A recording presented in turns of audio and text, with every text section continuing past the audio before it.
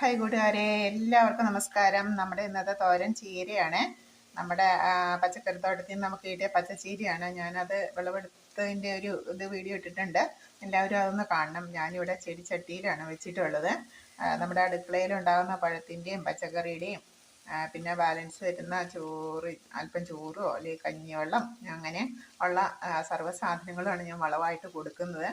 അങ്ങനെ എനിക്കധികം മണ്ണൊന്നുമില്ല. ഞാനതുകൊണ്ടെല്ലാം പച്ചക്കറികളും ചെടിത്തട്ടിയിലാണ് വെക്കുന്നത്. തക്കാളി ഉണ്ടാകുന്നുണ്ട്, മുളക് ഉണ്ടാകുന്നുണ്ട്, കോവയ്ക്ക ഉണ്ടാകുന്നുണ്ട്, ചീര ഉണ്ടാകുന്നുണ്ട്. അപ്പം നമ്മൾ വീട്ടമ്മമാർ അത്യാവശ്യമായിട്ട് ഇത്തരം പച്ചക്കറികളെല്ലാം കൃഷി ചെയ്യണേ. നമ്മുടെ ചീരത്തോരൻ റെഡിയായി. ഞാൻ എപ്പോഴും ചീര എടുക്കുമ്പോൾ വീഡിയോ ഇടാറുള്ളതാണ്. ഞാൻ ആദ്യം ഇൻഗ്രീഡിയൻസ് ഒന്നും ചേർത്തിട്ടില്ല.